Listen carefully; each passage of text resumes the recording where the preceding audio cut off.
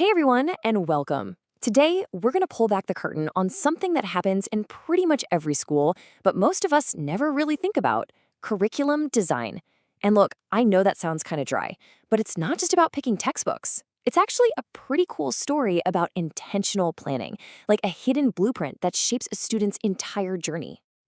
Just think about it for a sec. What if every class, every test, every single assignment wasn't just another box to check off, but a carefully placed stepping stone on a really clear path forward? That's the big idea we're diving into today, the incredible power of having a deliberate journey in education, not just a random series of hoops to jump through.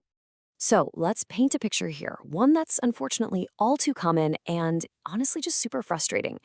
Imagine a student who pours years of their life into a program, maybe to become a skilled welder or a certified accountant. They finally get to that big final exam, the one that unlocks their whole career, only to realize there are these huge, gaping holes in their knowledge. They were never actually taught some of the most critical skills they needed to pass. Just, wow. So the big question is, how do we prevent that disaster scenario, right? How do we design an education where every single class is an intentional, purposeful step toward that finish line? Well, it turns out there's a very specific strategy for that, and we're about to break it all down. And that solution, it has a name: vertical alignment. Now, I know it sounds a little bit like corporate jargon, but the idea behind it is actually incredibly simple and really, really powerful. You can think of it as the architectural plan for a student's success. Okay, so what does that actually mean? Well, vertical alignment is all about deliberately designing the curriculum so that what a student learns freshman year directly prepares them for what's coming sophomore year, junior year, and eventually for that final certification exam. It's about making sure every step connects to the next. It's moving from just hoping kids are prepared to designing a system that ensures they are. To really see the difference, look at this. On the left, you have an unaligned curriculum, and honestly, it's like trying to bake a cake by just throwing random ingredients into a bowl. You've got disconnected classes, gaps in knowledge. You might end up with something, but it's probably not going to be a cake. But on the right, with an aligned curriculum, now you're following a recipe. Skills are scaffolded, one building on the next, creating a clear, intentional path to a delicious, successful outcome. So, this all sounds great in theory, but how does it actually happen? This isn't just some abstract idea. It's a real concrete process that teachers and schools follow to build these pathways brick by brick. Let's take a peek behind the curtain. It's not magic. Turns out there's a surprisingly straightforward 4-step blueprint they use. And it's a collaborative thing, designed to map out the whole student journey so that nobody gets left behind or falls through the cracks. Let's walk through this. Step 1, and this is my favorite, start with the destination. You literally start at the finish line. Teachers look at that final exam and work backward, asking, what does a student absolutely have to know to pass this? Step 2, map the current route. They look at all their existing classes and figure out, okay, where are we supposedly teaching these things right now? Step 3 is the reality check. Find the potholes.